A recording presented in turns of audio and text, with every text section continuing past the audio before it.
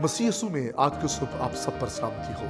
मैं pastor Suhail John एक बार फिर मॉर्निंग डिवोशन के साथ आप सबकी खिदमत में हाजिर हूँ। आज की सुबह पहला तीमुथियुस 2 बाब और उसकी 8वीं आयत को देखेंगे।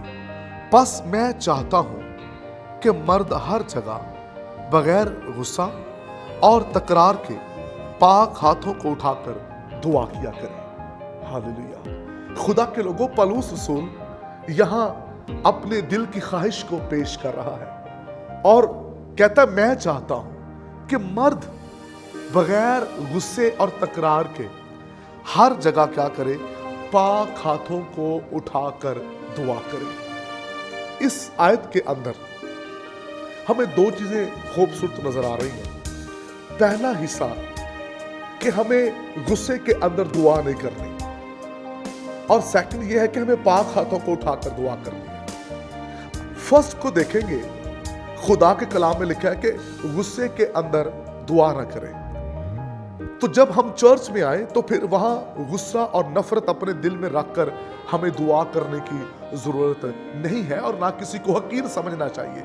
एक शख्स साइकिल में आया था और वो साथ वाले को हकीर समझ रहा था और वो अपनी वडियाई कर रहा था और कह रहा था ये शख्स गुनाहगार है, अपनी वो वडियाई कर रहा था। और हुआ क्या, यीशु मसीह ने उसको जो आजिज़ी के साथ, जो अपने गुनाहगार होने का इकरार कर रहा था, जिसने अपने आप को खाकसार किया हुआ था, खुदावंद यीशु मसीह ने उसकी प्रेयर को एप्रिशिएट किया।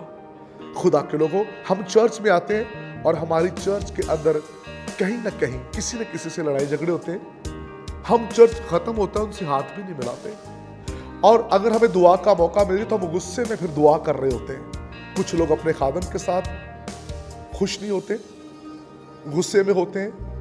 कुछ लीडर्स ऐसे होते हैं जो आपस में गुस्से में होते हैं और उसी हालत में वो चर्च में दुआ कर रहे होते हैं। और ऐसी दुआएं पौलुस रसूल कहता है कि खुदा पसंद नहीं करता। पौलुस कहता है मेरे दिल की डिजायर ये है, मेरी ख्वाहिश ये है, मैं ये चाहता हूं तुम बगैर किसी गुस्से और तकरार के खुदावंद के हजूर में दुआ करो। तो फिर जरूरत है गुस्से को निकाल कर हमें दुआ करने की जरूरत है। और गुस्सा जो है ये प्रेयर का हिस्सा नहीं है। प्रेयर तो आपको आजिज बनाती है, खाकसार बनाती है। प्रेयर आपकी हालत को बदल देती है। प्रेयर आपको मसीह जैसा बना देती है। प्रेयर आपको आसमान की बादशाही के मुताबिक जिंदगी गुजारना सिखाती है। प्रेयर आपको बादशाही के मुताबिक चलना सिखाती है। तो इसका मतलब है कि जब हम घर के अंदर या चर्च में दुआ कर रहे हो तो फिर दुआ में गुस्सा, नफरत नहीं होनी चाहिए। लिखा है कलाम खुदाबंदी के अंदर गुस्से और तकरार के अंदर प्रेयर नहीं। हम पहले हिस्से को देख रहे थे, सुबह सवेरे उठकर दुआ करें। हम आज दूसरा पॉइंट देख रहे हैं कि हमें गुस्से के अंदर दुआ नहीं करनी। कई साल लोग चर्च के अंदर गुस्से से मीटिंग कर रहे होते हैं।